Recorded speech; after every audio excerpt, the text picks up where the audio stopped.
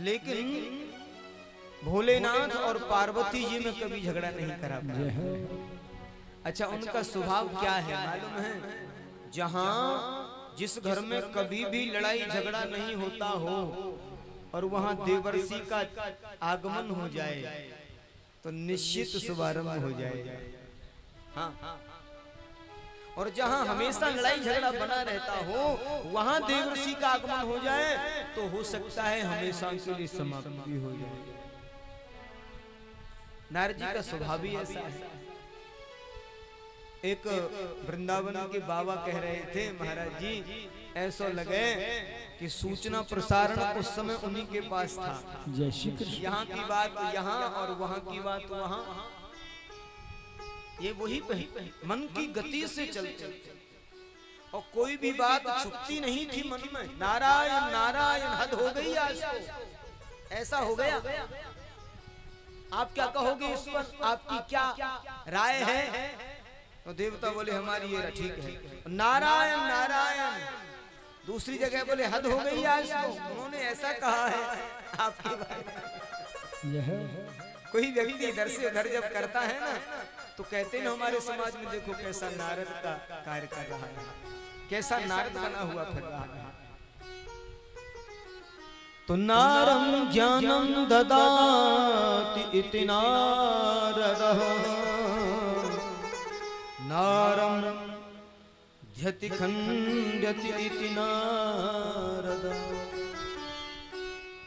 नारद शब्द का अर्थ क्या है? जो ज्ञान का संवर्धन करे वो नारद, और अज्ञान का खंडन करे वो नारद। हमारे ब्रजवासी कहो करे नारद, जिसकी बात कभी रद्द ना हो वही नारद। अब तो नारद जी विचार करने लगे। अब जैसे गए सो भोलेनाथ जी बैठे समाधि में भजन कर रहे, माला चल रही। कैलाश के पटिक शिला पर बैठ करके भोलेनाथ भजन कर रहे। मन ही मन प्रणाम किया भोलेनाथ को और घर में प्रवेश कर गए श्रीमती जी की तरफ। तो आश्रम में माता पार्वती सेवारत है, लेकिन परम विदुषी हैं। एक बात और बताना चाहूंगा, हम लोगों की ये बहुत बड़ी भूल है मास्टर जी। शिक्षा जगत में आज जो नारी को पढ़ाया जा रहा है, बेटियों को जो पढ़ाया जा रहा है, पुरातन संस्कृति में इनसे भी बहुत ज्यादा पढ़ी लिखी हुआ करती थी हमारी भारतीय नारी, जिन्हें विदुषी शब्द दिया जाता था। और इतनी संस्कारमयी शिक्षा माताओं के पास में हुआ करती थी, उसी का परिणाम है संस्कृति को आज तक बचाए रखा है। नारी का शिक्षित होना आज कोई नया विषय नहीं है।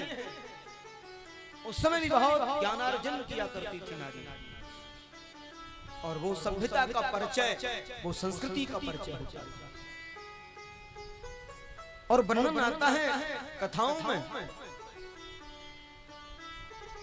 तो तिनके ग्रह पावन भये संत पधारे आ।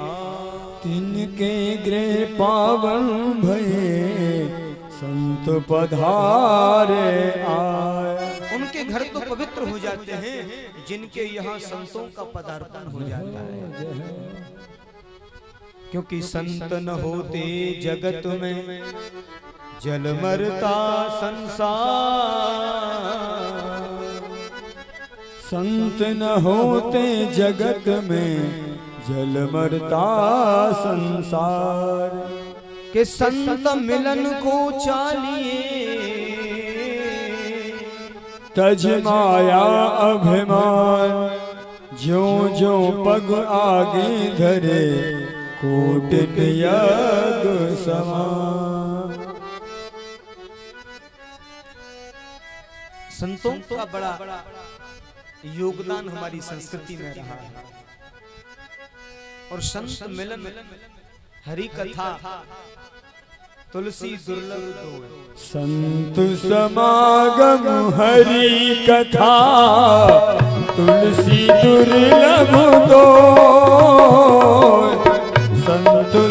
समागम हरि कथा तुलसी दुर्लभ तो सुखदारा और लक्ष्मी पापी के घर हो रे भैया, पापी के घर हो।